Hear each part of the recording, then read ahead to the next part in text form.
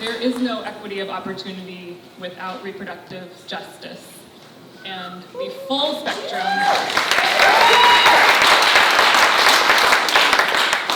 that includes, one of which is access, real, true access to abortion. So it is really amazing that the Congresswoman has stepped into the light with that experience and that issue. Representation matters in every way, and we are just so grateful to have you here tonight. So it's my pleasure to introduce Executive Director of NARAL Pro-Choice Washington, who will lead the discussion tonight, Tiffany Hankins.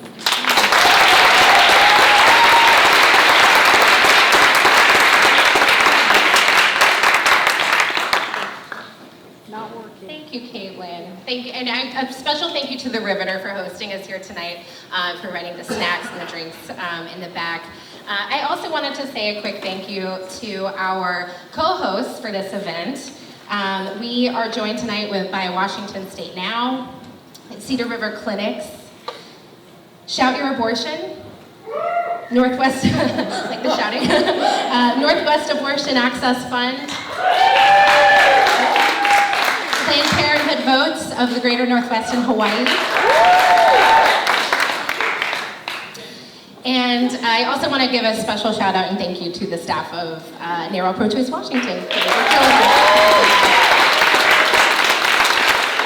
So I just wanted to start with a few words before inviting the Congresswoman up to join me. The personal is political. That's a rallying call that we've been hearing since the 60s. Feminist rallying call that rings really true in moments like this. Moments when abortion bans are sweeping states across the country in an attempt to directly challenge Roe versus Wade. The threats to Roe versus Wade have never been more palpable. So what do moments like this ask of us? I think that's why that rallying call really sticks with me. These moments, they ask of us to reflect. What will we do? What will we say? This is our time, this is our moment to rise up, to resist, to refuse to go back to the days of illegal abortion. Congresswoman Pramila Jayapal has answered that call, and she answered it with honesty, with vulnerability, by sharing publicly her deeply personal story in an op-ed in the New York Times. I would like to invite now you all to join me in welcoming to the stage Congresswoman from the 7th Congressional District, Pramila Jayapal.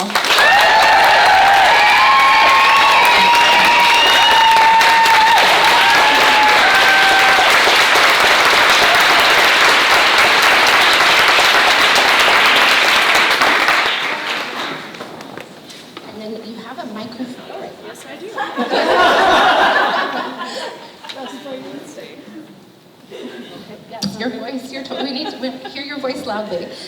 So thank you so much for joining us here, and thank you for the bravery in sharing your story with the world. I thought that to kick us off, I know that I've read your story and the incredible video that was produced, but for those of us who are here tonight who haven't, would you share with us your personal decision? And first, Tiffany, let me just say thank you so much to you and to NARAL Pro-Choice Washington. I really, really appreciate the work that NARAL does and all of the other groups that are sponsoring tonight. I want to especially call out my district director, who used to be the head of NARAL Pro-Choice Washington. Rachel Berkson is here as well. And I actually consulted with Rachel as I decided to write this, and I wrote the draft. And the first person other than my own family that I sent it to was Rachel. This was something I've never talked about before, and I actually hadn't told my mother that I'd had an abortion. I had to call her right before the article came out because I didn't want her to read about it in the paper. She is in India, and I just, I had already gone through a divorce. I wasn't quite sure how she would react to this as well. But this happened a while ago. So my first child was born at 1 pound 14 ounces, and I'm going to use the they pronoun for them because they are gender non-conforming. And they were really, really sick, born in an NICU in India, in Bombay. We almost didn't make it to the NICU, had less than a 50% chance of survival at 26 and a half weeks, 1 pound, 14 ounces, wasn't able to eat or do anything. Their lungs weren't developed, their internal stomach organs weren't developed. They had to have 7 blood transfusions, and every time they were poked with a needle, they would bleat because none of their vocal cords were developed. And it was just an incredibly difficult birth. And for many months, we just weren't sure if they would even live, and then it was a question of morbidity and what were the challenges that they would face later in life. And I had an emergency C-section myself in order to deliver Janak. And when I came back to the United States, they were still having problems, water in the brain, all kinds of seizures, all kinds of other issues. And I went through a divorce right around the same time, and I met a wonderful person after that, a wonderful man after that, and we just realized that we were not ready to have children, even though I had hoped that I would have more children down the road. But I went through postpartum depression. Later, it was undiagnosed for some years, but later when I did go see a therapist about it, she said, you probably had post-traumatic stress disorder with all of the stress of bringing a very, very sick, but beautiful, but sick child into the world. And so we were taking precautions, but precautions are not always 100%. And so I got pregnant, and it was a really tough decision because I knew I did want to have children, but I also knew in talking to the doctors that it was highly likely that it would be a very difficult birth as well. And they just could not guarantee to me that I wouldn't go through the same thing I had gone through with Janak. And so I decided to have an abortion, and I had the most incredible, skilled, compassionate, wonderful doctor perform my abortion, who is here tonight, and I get to thank her publicly. Thank you, Deb Weyer.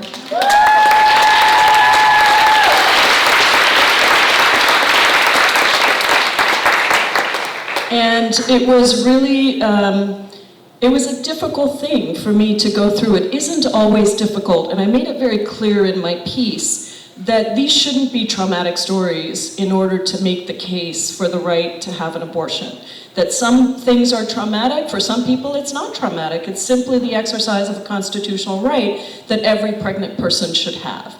And I really wanted to make that very clear because there is this sense that if your story isn't bad enough, that somehow you shouldn't tell it, And I think it's really, really important that, that we tell the variety of stories that encompass all the ways in which pregnant people make choices. And sometimes it's a difficult choice. It was for me. I can tell you, it was for me, and I still think about it today. I was not able to give birth to more children for a whole variety of reasons. And so it was difficult, but the thing that I realized in writing the piece, and I wrote it on a plane from Seattle to DC, it was one of my morning flights, and I had been thinking to myself, I just need to use my platform, this platform that I've been given, to the maximum extent.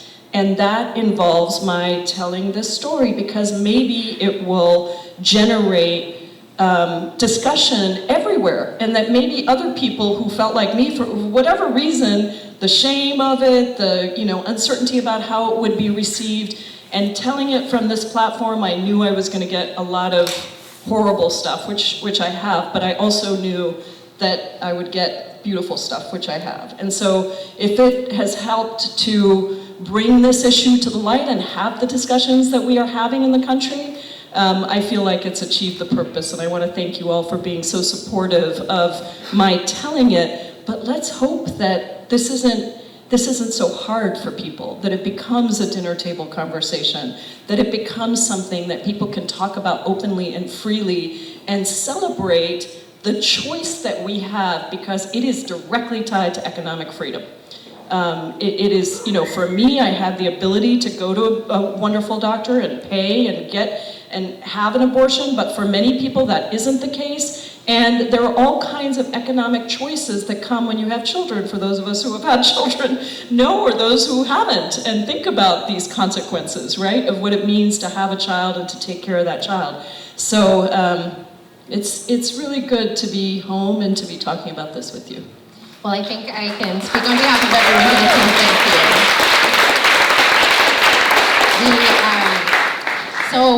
Can you say a little bit more about what the response has been since you've shared your story? Yeah, it's been amazing. The thing that really, I think, has stunned me the most is how much it spurred a different kind of conversation. And the quality of the stories I've been getting, I mean, many people actually who wrote to me and said, my mother just told me that she had an abortion and she's never talked about it. And your story made her realize she should tell me about it.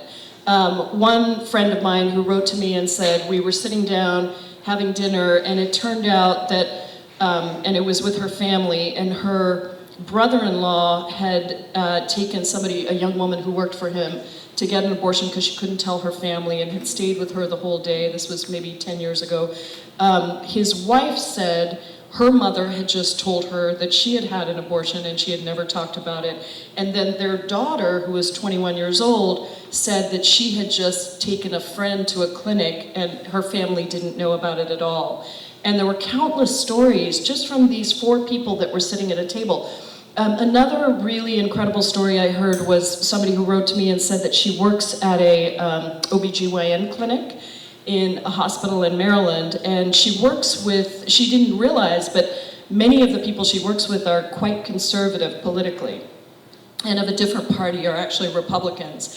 And she said, and yet, they are so frustrated with the conversation around abortion because they, of all people working in OBGYN, understand how important it is for pregnant people to have these choices and be able to access safe and legal abortions, which they see starting to go by the wayside. So they are frustrated that the conservative position is being recognized as a position that does not support safe and legal access to abortion. And then just so many emails from people. I used throughout the piece I used the they pronoun in the piece, and the New York Times, when they first published it, just put they without any note. And then when they moved to the print version, which was a beautiful, we didn't get it here, but in New York it was almost a full page. It was a really long op-ed, actually, that they published. It was over 1,250 words, and it was a gorgeous diagram of sort of a abstract woman a pregnant person on the thing. But they said to me, we have to change it to explain the they pronoun because so many of their readers were getting really angry at the usage of the they pronoun. And I got a couple of some of the nasty stuff I didn't read that much of it, but some of it was, so are you using the they pronoun because you want to kill 2 babies? And, those kinds of things. The pregnant people, use of pregnant people, there were a lot of people appreciating that, but really it was just almost overwhelming to see how people responded to the idea that somebody in Congress with a platform would use that platform to tell this story so that other people could also feel freed to tell their stories. And so I took a lot of heart from that, and that was enough to get rid of all the negative stuff. We did have to up our security, unfortunately, but it's really been an incredibly positive response. When we have seen folks sharing stories from our partners, I think that is one of the things that is always inspiring to me, is just the sense of community and collective support for each other. So the impact that our stories have, can you talk a little bit about how you are seeing that shaping the conversation that's happening politically right now? Yeah, there was an interesting study that came out after my story published from somebody who said that she did some research into the impact of stories, and it's not clear, whether there is a positive impact out of telling stories or not. It wasn't a totally negative piece, but I would just say that is the opposite of all of my experience and all of my training as an organizer, is that these personal stories help to connect us to people. And even that was maybe one response I didn't talk about that was really important, is a lot of people who said to me, thank you for being human. And then sort of on the other side, people who were like, wait a second, you know, now you're talking about your own personal experience and this isn't about you, and kind of like, don't be so emotional, be unbiased and be, you know, above it all. And my belief is that part of the problem we have with government and our democracy is that people don't see people in elected office as really relating to them. And maybe when you had a body of old white men, that's primarily true. But when you have people who represent a diversity of experiences, and you have women of color, and you have more women, and you have more LGBT folks who, you know, are talking about their trans kids or whatever, that is really useful to making democracy work. And so, now I've forgotten your whole question. What was it? The impact of our stories. Oh, the impact of our stories. And so, yeah, I did answer that question a little bit. So I really think that when you tell these stories, it connects people to you. And, you know, you really start to see people as you, or representing you, or being able to at least understand what your issues are. And why does that make a difference? Because I think you make better policy when you actually understand the issue and you understand the people who are affected. And when you have that experience, or you have heard from people the experience of what illegal abortions are, what, you know, folks who don't have enough money to pay for an abortion, what that has done, it makes it real, and it makes the policy we develop in response more real. Which is why people who have been directly affected, and I'm looking straight at Leah for all of her incredible work around sexual assault, you know, that's why it's so powerful, because you have a story that you tell, but you make it bigger than just you. You make it about the solution, in this case, constitutional rights that are protected for people to make choices about their own bodies. Yeah, thank you. What you are seeing on the national landscape, especially with the abortion bans in states that incidentally also often have high maternal mortality rates and infant mortality rates, and the fight for reproductive justice as a national movement.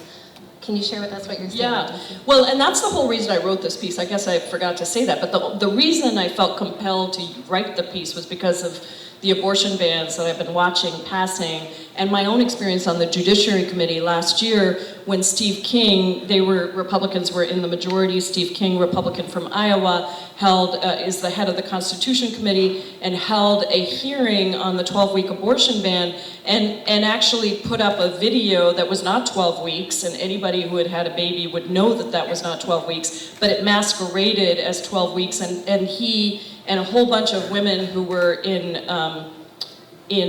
white, who were sitting there, were kind of waving at the fetus and saying, oh, you know, hello, there's little Johnny, waving his arm. I mean, it was really horrendous, and there was not a single woman on the Democratic or the Republican side, actually, on the Constitution Committee at that time. Democrats had very limited numbers of people that were on the committee because we were in the minority, and so we just didn't have as many members. And so the Democrats invited me to come as a woman to sit on the Constitution Subcommittee for that hearing, and it was just so outrageous. And then Scott Lloyd came before us, who was the head of the Office of Refugee Resettlement, in the Judiciary Committee. This was last year, right after he had literally flown to Texas to tell an undocumented young woman that she couldn't have an abortion.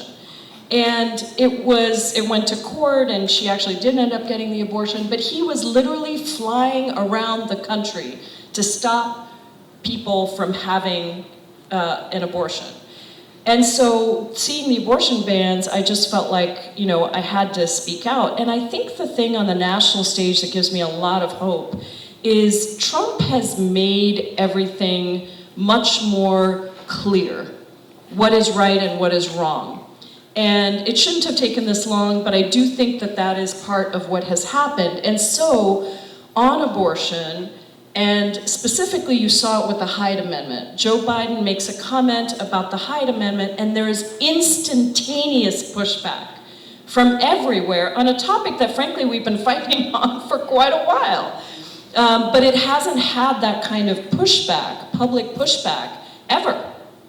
And so, to me, that was a really good sign that this is a topic that is prominent in part because of women's political power. And it's a political power that has been unleashed over the last couple of years with the Women's March, with all the things that have been happening, with the women who have been elected to different state offices, federally, state, local, but with the Me Too movement. I mean, these are all movements that have pushed women's perspectives and women's voices forward. And I think that abortion has been a part of that opening up. And so I do think that there's much more room than ever before on this issue. That said, this is something that is not going to be something that passes while we have one Republican chamber and one Democratic chamber and a Republican president. It just isn't. However, we are building the steps for the next spot. And just one last thing I'd say on the political landscape is that we have the opportunity, really we've been given the mandate to move the country, whether you want to say left, more progressive, or I would just say in the right direction, in the direction of justice, much more so than ever before. And people who stay stuck on what was acceptable 5 years ago or 10 years ago are really missing the boat.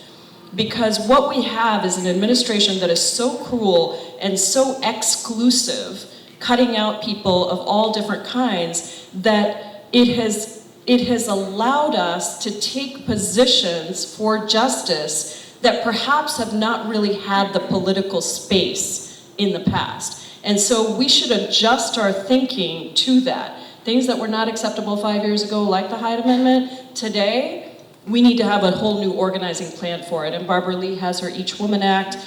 There are real attempts to try to think about what is the organizing strategy for moving some of these things. But obviously, we got to win a few elections before that happens.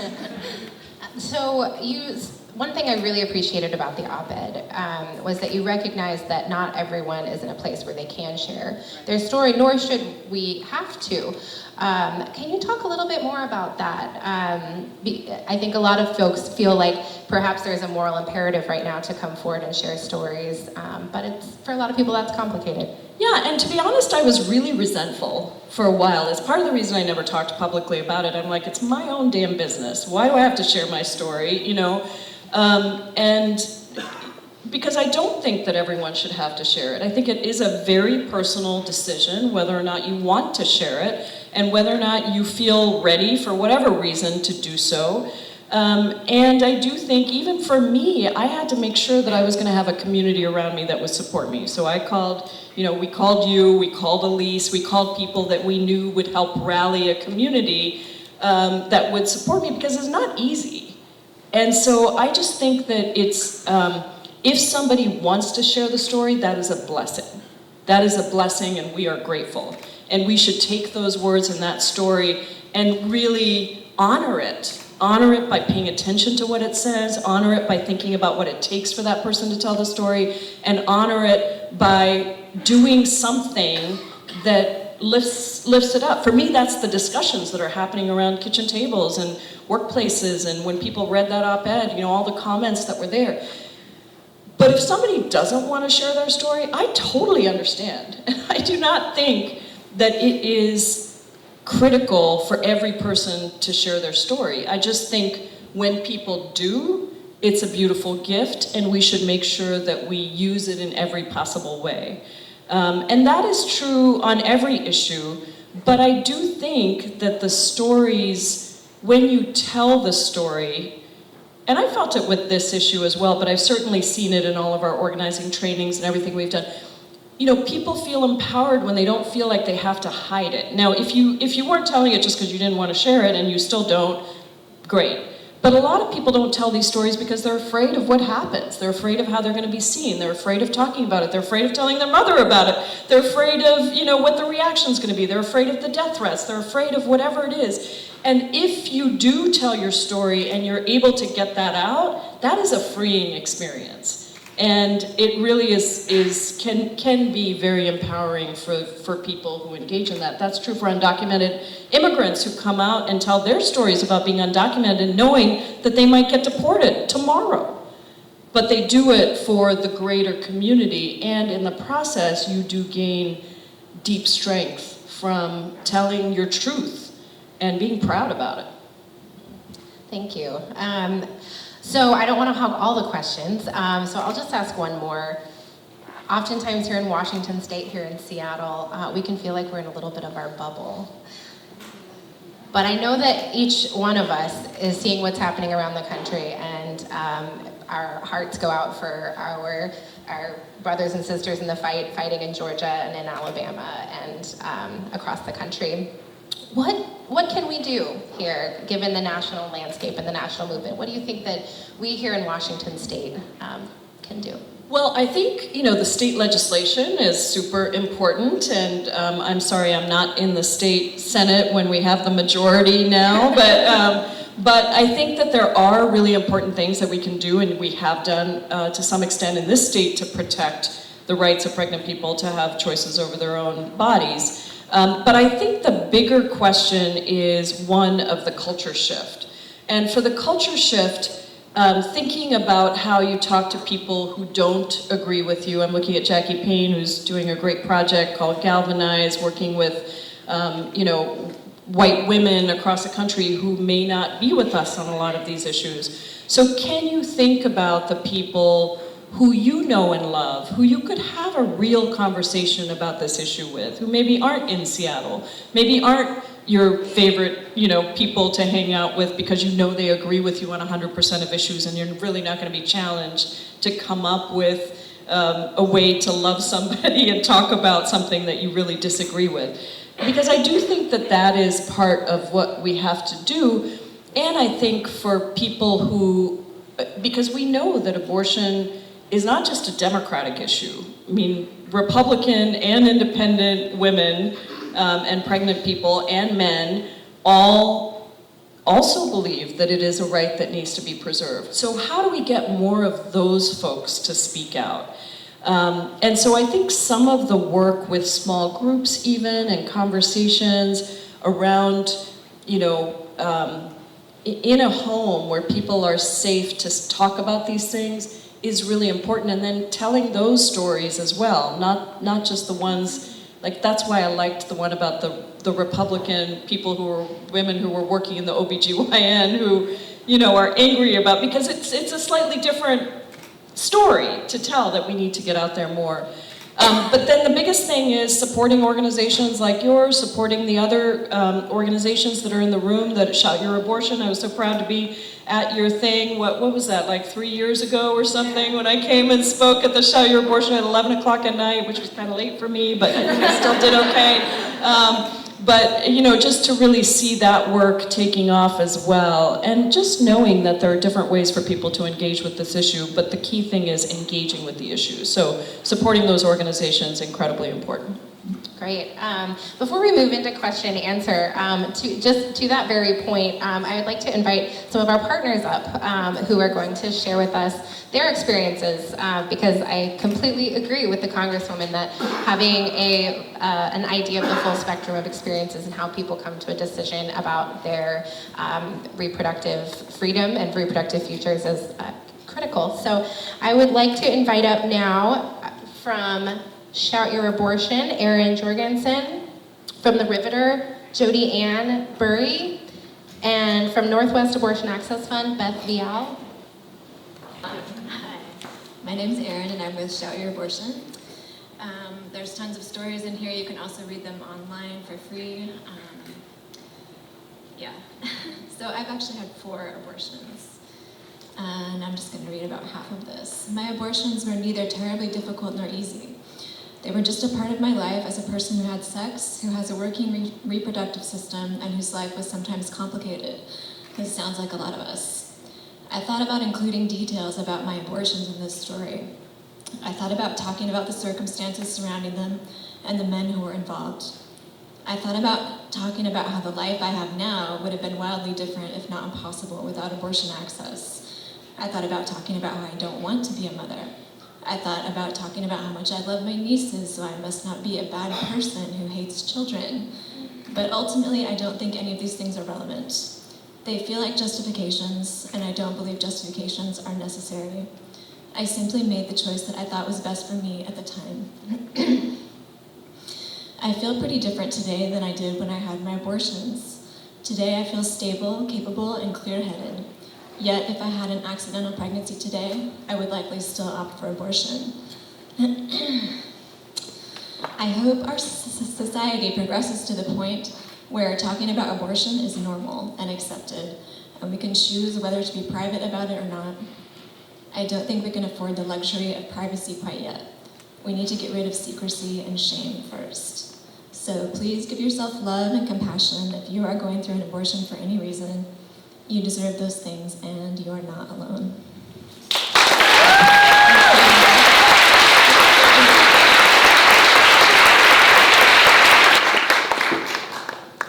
I was sitting on the wrong side of the room.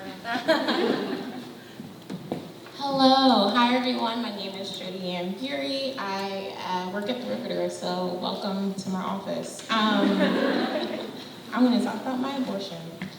They told me it was 3 minutes so I was supposed to speak. I'm going to try to go for that. I'm going to do like a New York type pace, and so bear with me. Okay, so to the individual, right, abortions can be really challenging to talk about, or they can be easy. Not to say that these decisions are made lightly, though some of them are to some people, but socially, politically, abortions can be really, really hard to talk about, dangerous even, and talking about it, sometimes even more so than the doing of it, could be the hardest of it all. And as a result, there's this more palatable abortion, an abortion that's less so wrapped up in morality and behavior shaming, like, saving the mother's life, or rape, or, unimaginable complications or abnormalities. And then there's the abortion we try to veer conversations away from, the abortion like mine. The unwanted teenage abortion that they put in those pamphlets, that they tell you about. That risky sex abortion, that black girl abortion, the abortion like mine. So I wrote a poem once about this, my 17-year-old black teenage unwanted pregnancy. I wrote it when I was 21, and I was just right out of college, which is the thing that I thought I would have to give up if I went through with my pregnancy. And so I wanted to read it to you to tell you in all the teenage angst about what it felt like to lie to my parents about where I was going that day, what it was like walking through protesters with signs yelling at me as they blocked my path. I had this whole piece in there about the guy who took me. I called him my not boyfriend who not raped me, and told me that the pregnancy wasn't his fault, but it was one of my coaches instead.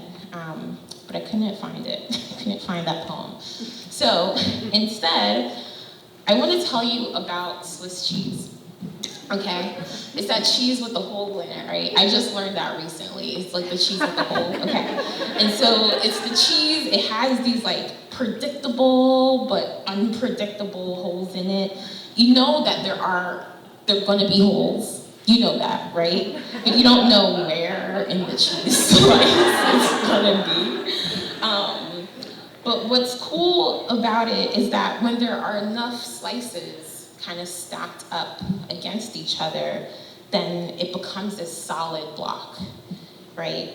That's what adolescent sex is like.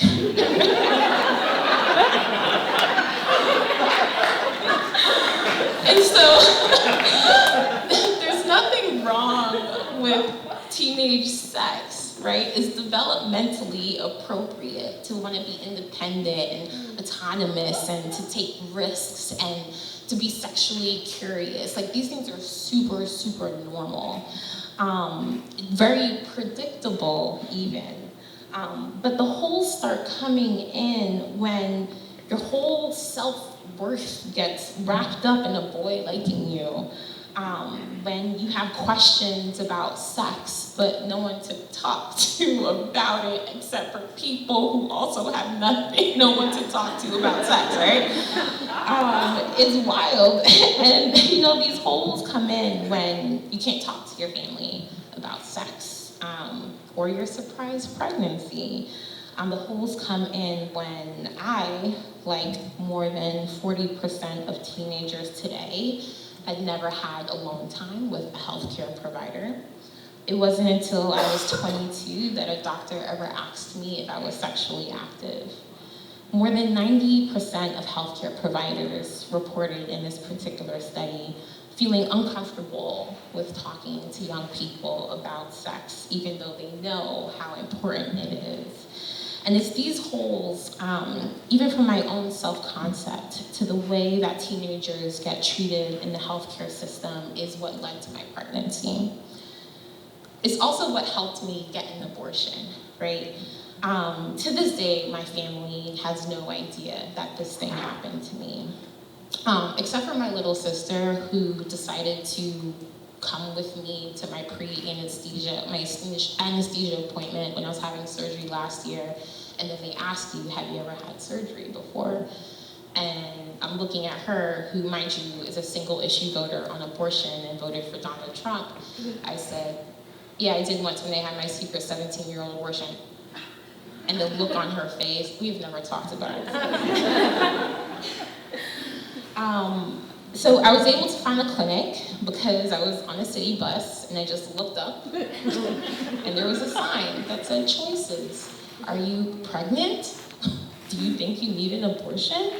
I saw that and I was able to go to this place without any parental consent.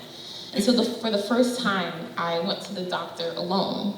And I was able to get a $700 abortion paid for by Medicare without ever having any mail come to my house or have any of my parents needing to be there. I got the procedure and I went straight to work, bleeding into a pad, tired but relieved. It was done. And so I used to be ashamed to be that Black girl statistic, right? But it wasn't until I went to public health school and got my master's in public health where I learned more about adolescent development and adolescent health, and I realized that everything that happened to me was super normal. Some kids have sex, right? And it's the stigma and the lack of access to healthcare options that create these opportunities of these major life choices so young. And so if and when I get pregnant again, I hope I have a daughter so I can teach her about autonomy and self-worth and pleasure and self-love. And until then, like the Congresswoman and like so many people here today who share their stories, I think it's really important to normalize abortion as a healthcare option, a predictable healthcare option without so many holes.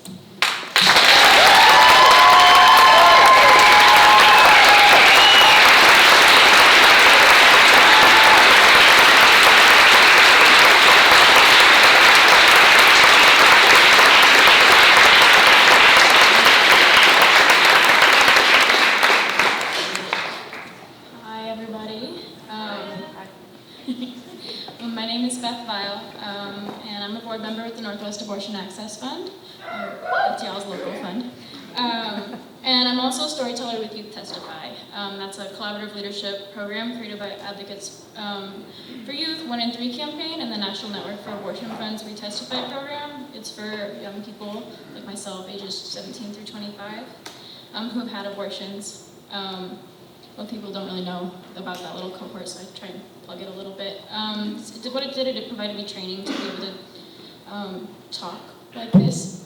Not like that. To you guys, and with my peers, the media, and legislators to help shift culture and stigma and center young people's voices and our needs in the fight for abortion and reproductive justice.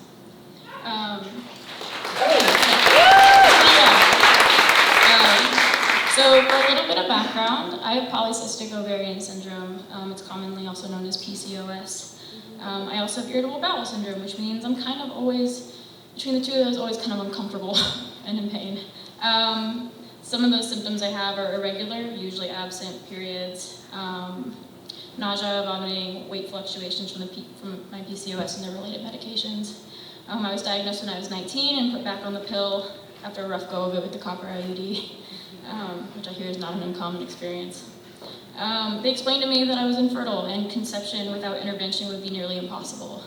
At the time, I was young and starting a family wasn't something that had even crossed my mind yet, so I was like, cool, great. Can I go home now? I'm not super interested in the rest of that. But my story starts in January 2017. I was 22 and still on my parents' health insurance. I had been running into some issues when my sister aged off of our policy at 26. And every month I would go to pick up my prescriptions and I would be told I was no longer on the policy. And every month I would have to turn around and call my insurance provider and let them know that no, I still wasn't my sister and that I still needed the insurance that we pay for every month. Usually they're able to fix it in real time in that moment at the counter, and sometimes it would take a couple days to get things kind of sorted out. So come late July that year, I had been having a lot of unusual discomfort. I assumed were related to one of my illnesses and made an appointment with my doctor. The first available appointment was still 6 weeks out, so at home I took a pregnancy test just to be like, for some peace of mind. I didn't know what was going on. When the results came back negative, I went on living my life for the next 6 weeks without much of a second thought. When the day of my appointment arrived, they took my vitals and had me pee in a cup, nothing too unusual for my visits related to my reproductive health. When the doctor finally came in to see me, she had explained to me that I was in fact pregnant, and honestly, I didn't know what to do. I had been told that wasn't possible, and I had literally just taken a test at home. But given the absence of my periods in the past, they didn't feel like they could confidently estimate how far along I was, and I would need to seek a full ultrasound for more information. They referred me to a free clinic on the other side of town, which turned out to be a crisis pregnancy center. They projected my ultrasound onto the wall despite making it clear that I wasn't interested in seeing it. They would bait me with awful remarks like, let's see if the head is still attached. When I was finally able to leave, they informed me that I was 16 weeks along. I gathered my things and told them I wanted an abortion. They insisted it was too dangerous, but I knew I was being lied to. I called the closest hospital and made an appointment, was able to make it for 2 days later. It's there I found out I was not 16 weeks, but 26 weeks along. I was completely shocked, to say the least. The doctor informed me she may be able to perform my abortion, but she had to get approval from the other doctors in the department. Unfortunately, that wouldn't be the case. My case was denied 2 to 3 votes, so by one doctor, I didn't get to access abortion in my hometown. I was given a phone number of a clinic that performed later abortions out of state and was sent on my way. The new clinic agreed to work with me, but I had to get there before I reached 28 weeks. I now had 10 days to figure out how I was going to afford the nearly $12,000 in costs for my abortion, with the hundreds of dollars in travel costs too. My insurance company denied all but $200 in coverage, deeming that was what they thought was reasonable. Distressed but not discouraged, I was determined to access the care I needed. Between the Northwest Abortion Access Fund, the National Abortion Federation, a couple family members, and 2 particularly generous friends, I was able to raise the money to get my abortion. Now on the board of directors for the Northwest Abortion Access Fund, I get to help others get the money that they need to afford their abortions too. I share my story because most later abortion stories are about fetal anomaly or danger to the parent's health. And they're not often like the barriers that I faced. People who have had later abortions have been denigrated in the news over the past few months, as you probably have all seen. And because I didn't see stories like mine when I was pregnant and trying to figure out what to do, I felt really alone. I felt like I was the only one that had ever been in this situation before and that I was a bad person because of it. But the most impactful part of joining Youth Testify was gaining the courage to be able to talk about my story like this and being able to talk about my story with people one-on-one. It's in these conversations when I tell my story that I help create a space, not only for others to learn more about what later abortion looks like, but also to be able to share about those abortion stories that are in their lives. So if you're here and you've had a later abortion story, no, I see you, it's valid. Thank you. Access to safe and legal abortions.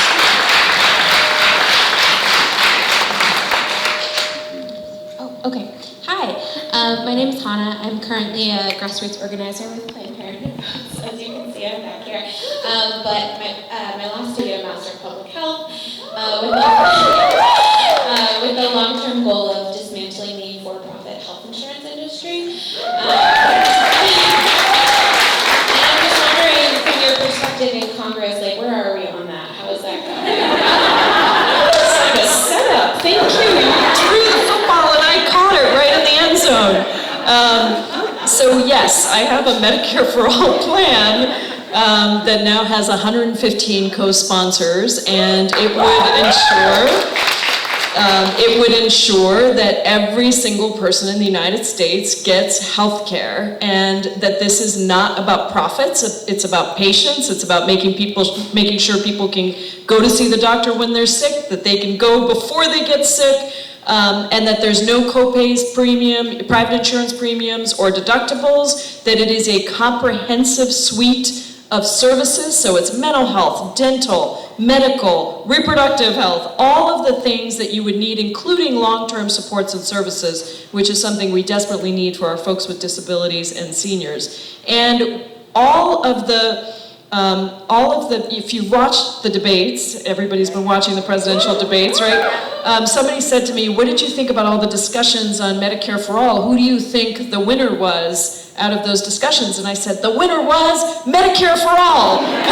Because we're talking about it. We had 3 hearings in the House of Representatives. For the first time in the history of our country, we had a hearing in Rules, in Budget, and in Ways and Means, and I'm working on one in Energy and Commerce. We have a great business coalition that's come out for Medicare for All, because guess what? It saves us money as an economy. We are the only industrialized country in the world that does not have a single-payer healthcare system. We are the country that pays almost double what other countries pay, about 18% of GDP. And we have the worst outcomes, as you mentioned. We have the highest maternal mortality rates, the highest infant mortality rates, and we are the only industrialized country where life expectancy is going down and not up.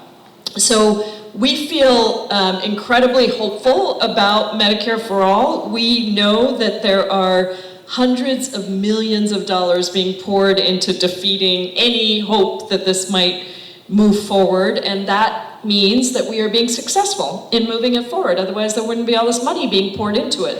And so I take that as, a badge of honor that these private for-profit insurance companies and private pharmaceutical companies, for-profit pharmaceutical companies, they just want to continue to make enormous amounts of money. They charge 25 to 30% in administrative costs because of those incredibly high CEO salaries, $50 to $86 million that various CEOs of these insurance companies and pharma companies are making. And meanwhile, we have 70 million Americans who either don't have health care or are underinsured, and then tens of millions more who are paying anywhere from $12,000 to $20,000 on average in out-of-pocket costs. So Medicare for All would get rid of all of that. The average family would pay 14% less. We would save over $15 trillion over the next 10 years. You get better care, cheaper, and everybody gets care. That's what we should do.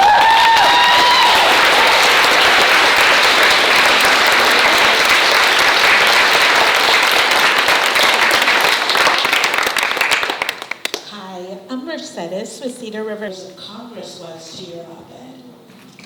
Well, it's interesting. There were several of them that wrote me text messages and said thank you so much. There were a few that tweeted it out. And then there were a lot of people that just kind of came up to me quietly and gave me a hug or said thank you.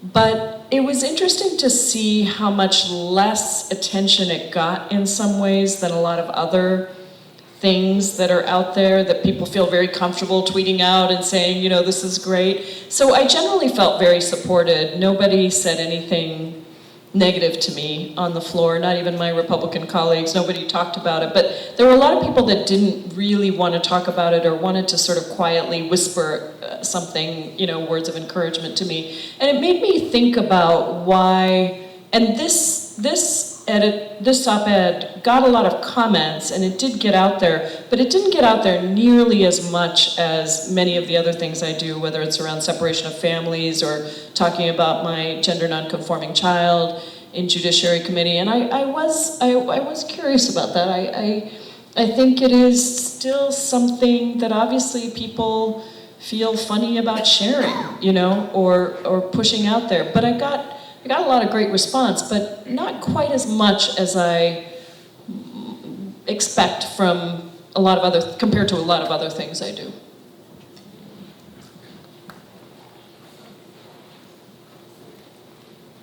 Hi, thank you. I'm a recent public health graduate going into policy, and I'm curious about, thank you, the issue of single voters as we go into, single issue voters, pardon me, as we go into a really important election season.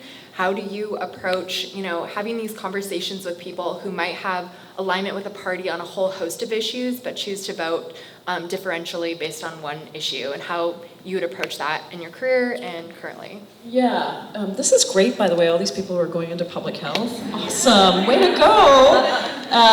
Okay, I'm gonna answer that question by telling you about a story during my Senate campaign that was not about abortion, it was about guns. I was out knocking doors, and because we have a top 2 primary, I was going to see Republican voters that were on the liberal side because they had to vote for somebody, and there were 2 Democrats, so I figured, why not me? So I went to Skyway, and it was a beautiful sunny day, and there were, I walked up to the house, and I could see it was a Republican voter, and it was this big guy, white guy with tattoos all over, and he was cleaning his Harley, and I admit I had some thoughts in my mind about what this person might be like, but I was like, okay, I can talk to anyone, I'll go talk to him.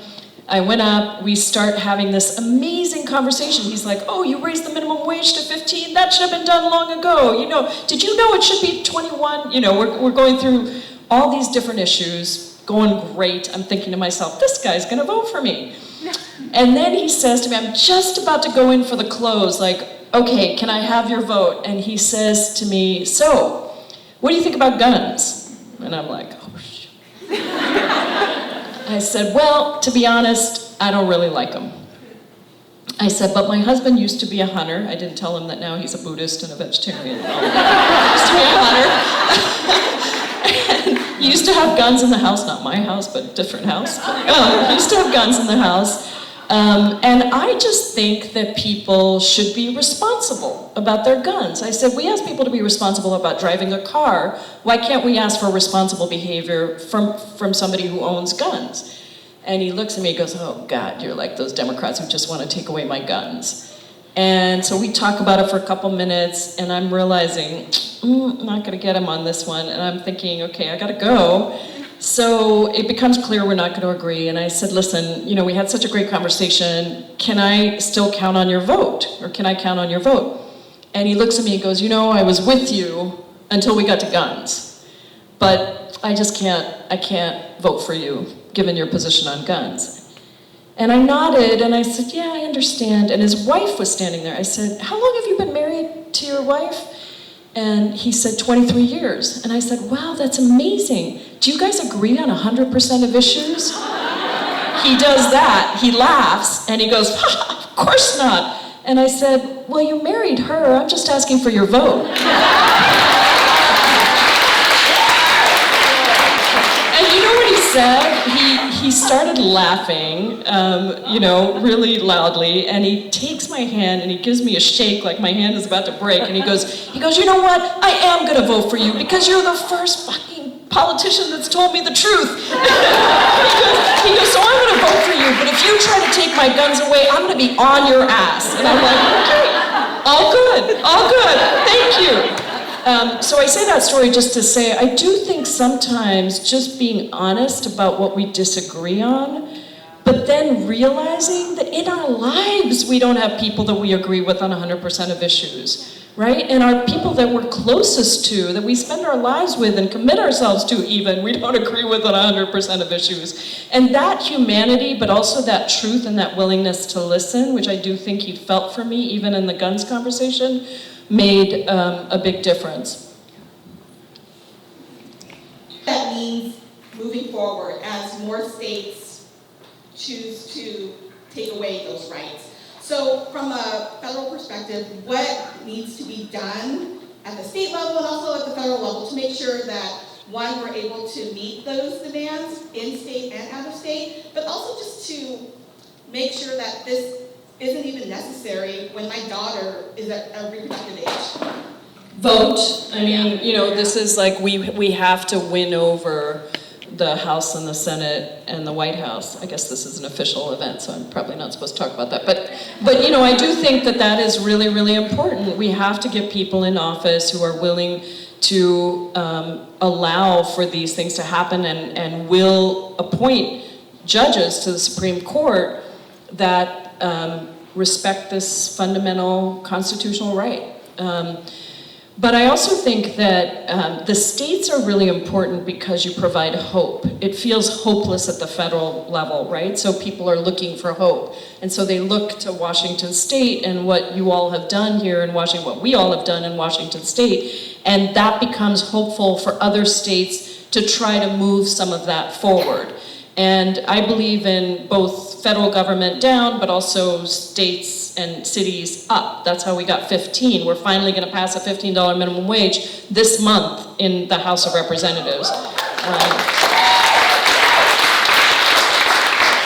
So I think we got to show both. And it would be interesting, I don't know if this happens right now, but for states that have really strong protections, maybe to get together and think about, you know, is there a mentorship program where each state could take on, and maybe you already do this, but you know, take on another state that's working to try to bring something to bear in those states. And then I do think, you know, electing more women, electing more people who prioritize this and are willing to speak out on it. Women of color and how graciously you talk about these really difficult issues, so I just want to say that. But I'm actually from Pullman, Washington, so very eastern Washington, right on the border of Idaho. But I went to school in Western Washington and I just graduated and I've had time to spend political organizing in Seattle. But basically I say all of this because I think there is a rhetoric that we are very far along in Washington State, and I have seen firsthand that that is not true in all counties. And I know NARAL has a wonderful organizer in Spokane, and we're taking steps to really reach out to those counties that need it most. But my question is, how do we kind of challenge this rhetoric that we're very far along and realize that we need a culture shift in Washington State still? I guess that's a really difficult question for me, but I would love to hear your thoughts on it. Yeah, thank you for that, and congratulations on your graduation. Yeah, look, this is always the challenge, right? Because we do need to celebrate victories when we have them, but we also have to recognize that victories are very rarely comprehensive. That there is almost always some group of people that is left out of any victory. And so I think your point is incredibly important, and I think that there has to be a way to say we as a state are further along than than most states across the country, and that we have enormous pockets of people in particular communities that have very conservative lawmakers who are controlling access to abortion, even if it is legal at the state level. Or the shaming, I mean, the story we heard about the crisis, I don't even think we should call it that, about the places that try to shame you into not having an abortion or not exercising your choice. Or the folks of color who absolutely have less access. And there's been work done to try to expand. I know when I was at One America, we did a project with Planned Parenthood specifically to reach out to the Latino community in Yakima because they weren't accessing even the benefits of the Affordable Care Act that were available to them because they just didn't know and nobody was working with them directly. So I think we have to be able to hold both of those things. There is a lot of gray in everything that we deal with. There isn't black and white, and I think people in America in particular are much more comfortable with black and white. And it has to be possible for us to hold the gray. Just like in sexual assault, you can have somebody, a man, who has done good things in his life, but is an abuser of women. Both those things can be true. And there's a real resistance to that. When I became the only member of the Judiciary Committee to call out John Conyers, who I have respected as a great hero on civil rights issues and really am deeply grateful to, but had to call out abusive behavior that clearly had a pattern. There was a lot of pushback for that, but I just think we have to be able to hold those two things together. So let's do work to lift up the places that are still dark and to put focus and attention, and it sounds like you're gonna be a perfect person to continue to do that. And then, ultimately, let's also be able to celebrate what is true, because people need hope. And we shouldn't take that away without recognizing also what we still have left to do.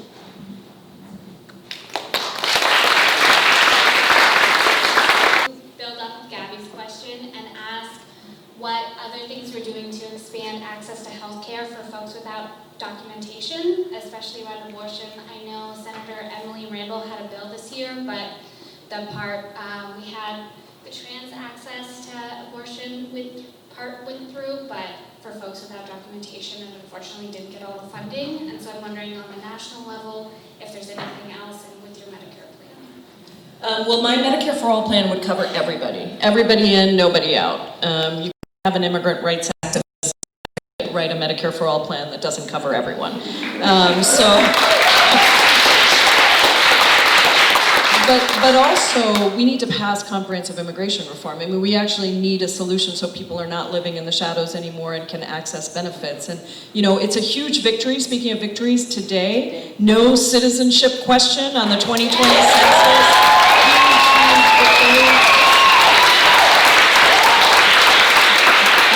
I also have a bill called the HEAL Act at the federal level that we'll be getting ready to introduce that specifically is around healthcare for undocumented immigrants. So we're kind of taking that on separately as well.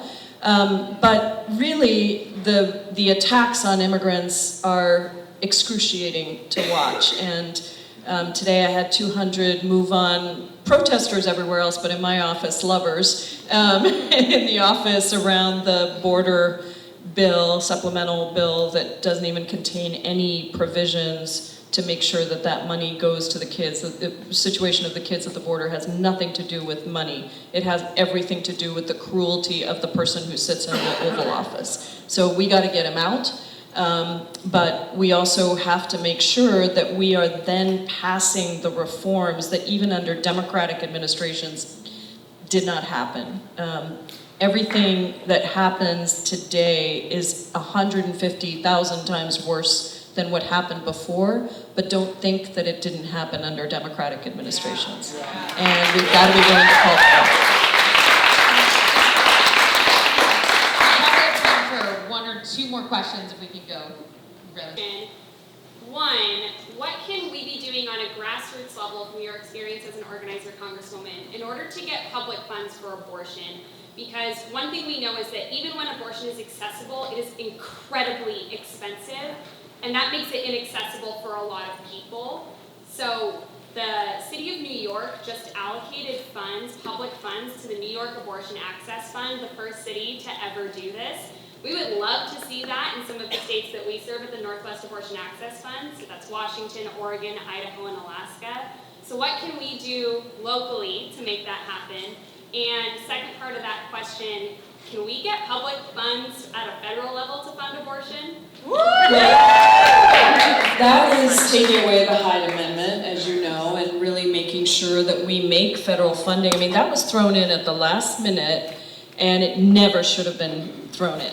It really never should have been thrown in. And So we are working to try to take that back. Barbara Lee's got her Each Woman Act, which would repeal the Hyde Amendment and make federal funding possible. I introduced an amendment, but it was ruled out of order in the appropriations bill. It wouldn't have gone anywhere, to be honest. I mean, we talked about that strategy, and there were a number of abortion rights groups actually who said we're concerned about having a bad vote on the floor.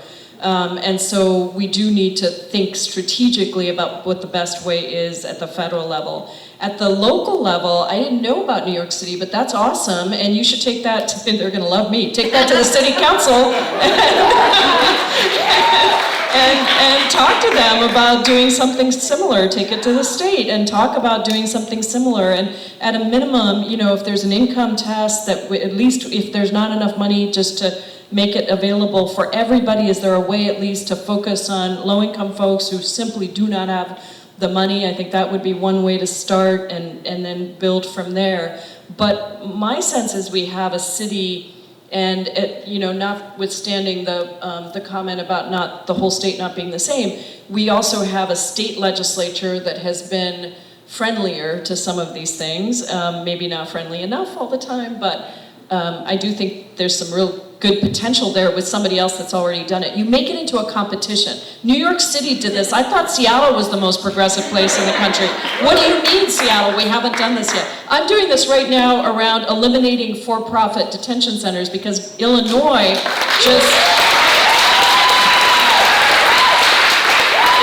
just passed a bill that was signed into law that eliminates for-profit detention centers. So I immediately called up my good friend Joe Wynn, my state senator, and said, "Hey Joe, what's up, man? Illinois has done this before Washington." He's like, "I'm looking into that right now." So I do think we have the opportunity, and that's why the state and local action is just so important. As someone to take on. Yeah. Thanks for the question. So I am looking for somebody who is bold and courageous enough to call out the special interests that have been ruling our country for too long. And I really literally mean that. Because we do have to get Trump out of office. There's no question he is terrible. And we, by the way, on Judiciary Committee, you know, I have called for an impeachment inquiry because I think what he has done amounts to high crimes and misdemeanors. But however it happens, that is really important. But there is something else that's really significant here, which is that Trumpism didn't come out of nowhere. It came out of a system that has increasingly created this very divided, unequal society where people really don't feel like they have opportunity, and in fact, they don't. 3 people in the country have the same amount of wealth as the bottom 50% of Americans. That's 160 million Americans have the same wealth as 3 people, 2 of whom live in our state. And that is untenable. It's not that we don't mind people making money, we want people to make money, that's fine, but our issues are not issues of scarcity, they're issues of greed. And we need to make sure that we are investing in college for all. That's why Bernie Sanders, Ilhan Omar, and I just introduced a bill to cancel the $1.6 trillion in student loan debt and then make college free for everybody going forward. That's not a radical idea, because actually in Finland, somebody got up and questioned Bernie and said, actually in Finland they pay us to go to college. You know, this is not a radical idea to invest in people so that they can have a future. That's why I've introduced Medicare for All, because I think healthcare is a right, not a privilege. I'm not looking to buy my computer from the government or my coffee from the government, but I do want my health insurance to not be tied to an employer and to not be tied to whether or not I have money. So in order to do that, you need somebody who is willing to call out the special interests and to not take corporate PAC money and to not have campaigns driven by money in politics, which is a lot of what drives politics. So that's what I'm looking for. And of course, we have to beat Trump. And so, you know, I say to people, vote your heart in the primary. Don't worry about electability, just vote your heart. And then in the general, be ready to rally around whoever it is, because we do have to be united when it comes to the general election. We cannot have any division among us for that. Is political in the sense that you have to have the right to vote, and gerrymandering is about how you draw the line so that people actually, so that their vote counts. So that was a ridiculous opinion from the Supreme Court, in my opinion. So, you know, there is a lot of work going on around redistricting. We are 10 years behind where the Republicans were. The Republicans were thinking about this a long time ago, focusing on redistricting and figuring out how to draw the line so it would benefit them. But we are starting to win on some of the redistricting efforts. And state legislatures have a lot to do with that. I mean, if you control the state legislatures, then you can control to some extent how those lines get drawn and make sure that they're drawn in a fair way. Just, you know, and so I think that there are some hopeful things happening, but let me just put this all in the context of maybe bigger hope and optimism. I have said, even when I was in the minority in the House last year, which was a terrible 2 years, that we can't just be an opposition party. We have to be an opposition party as a minority party, but we also have to be a proposition party. And we have to put out a vision and call people into that vision. And I would argue that in the first 3 months of the first 100 days of democratically ruled House with a woman speaker, that we did do the beginnings of our vision. We passed H.R. 1, which was to get money out of politics. A significant bill. Now I have an even more comprehensive bill with Elizabeth Warren around getting money out of politics that is fantastic, and she is just a master on this issue. And you know, and so we did that. We passed the DREAM Act, the most progressive DREAM Act ever. We passed the Equality Act, the most progressive Equality Act ever. We passed a number of different pieces. We passed pay equity, the most progressive pay equity act ever. And we have, for the first time in the history of our country, we have the most diverse, most progressive House of Representatives ever. Ever. And that is really, really significant. And I say that as there are 11,000 people that have served in Congress, just a little over 11,000 people that have served in Congress in the history of this country. Anybody know how many women of color have served out of that 11,000? A little better than 10. A little better than 40. Okay, I'll tell you. 67. You looked it up. 67 women of color that have ever served in the history of this country, and many of those came in the last year, in the last election. You, 7th District, elected a woman of color to represent you.